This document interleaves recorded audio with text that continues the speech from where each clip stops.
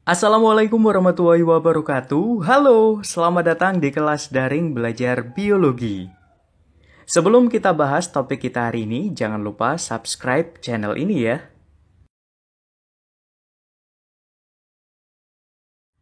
Sebelumnya saya pernah bertanya, ada berapa banyak makhluk hidup di bumi? Jawabannya, ada miliaran. Dan semuanya tidak ada yang sama. Bahkan kembar sekalipun pasti akan ditemukan adanya perbedaan. Topik kita kali ini adalah berkaitan dengan keanekaragaman hayati. Keanekaragaman hayati ada beberapa tingkat, mulai dari tingkat gen, spesies, dan tingkat ekosistem.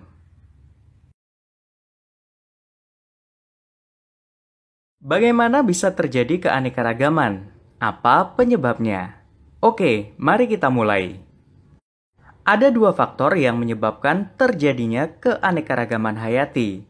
Yang pertama adalah faktor keturunan atau genetik. Satu individu merupakan hasil gabungan gen dari dua induk yang berkombinasi, yang menghasilkan sifat baru hasil gabungan dari dua induk tersebut. Faktor yang kedua adalah faktor lingkungan. Berbeda dengan faktor genetis yang berasal dari dalam atau sang induk, faktor lingkungan merupakan faktor eksternal dari luar, seperti suhu, nutrisi, dan yang lainnya.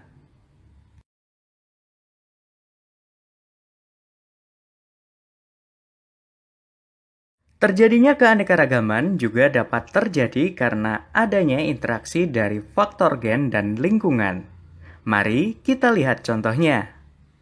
Kita bisa melihat bunga hortensia yang diberi perlakuan berbeda. Misal, satu berada pada lingkungan asam dan satu lainnya berada di lingkungan basa.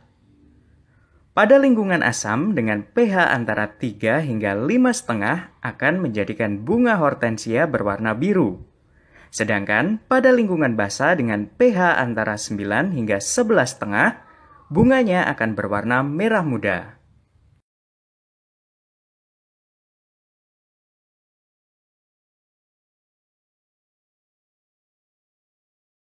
Berikutnya kamu tentu sudah tidak asing dengan bunga mawar. Apa warna bunga mawar yang pernah kamu jumpai? Apakah warna pastel, pink, kuning, putih, biru keunguan, atau yang paling sering kita jumpai yaitu warna merah? Bunga mawar dengan berbagai warna merupakan salah satu contoh keanekaragaman tingkat gen.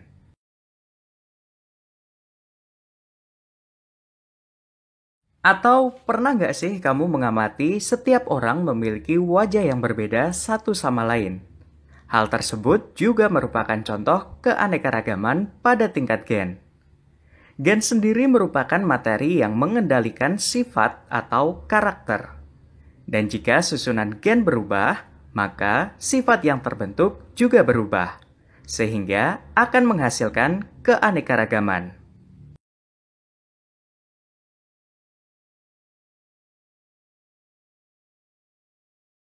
Selanjutnya, pernahkah kamu mengamati jenis-jenis jeruk? Ya, ternyata jeruk memiliki beragam jenis.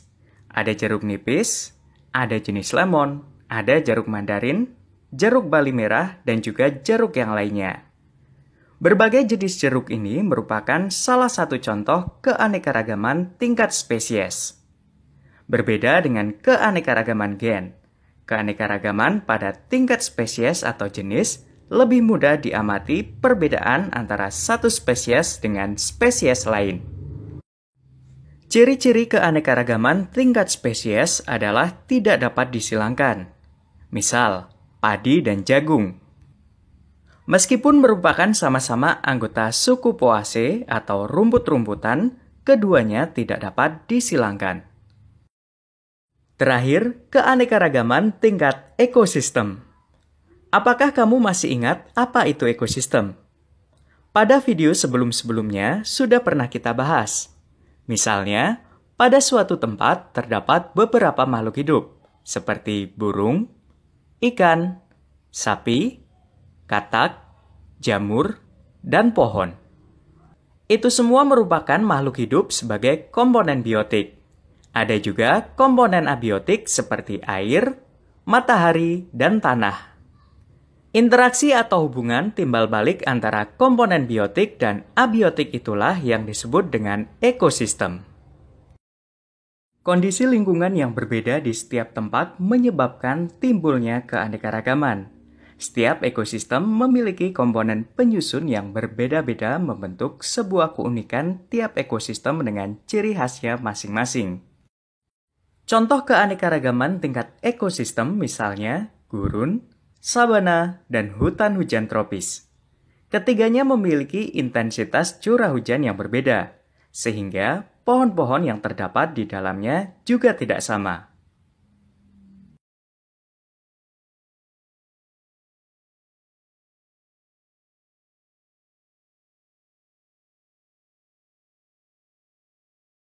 Nah, itu dia pembahasan kita kali ini tentang keanekaragaman hayati. Jangan lupa klik like dan bagikan konten ini ke teman-temanmu. Pastikan untuk subscribe juga ya. Sampai jumpa.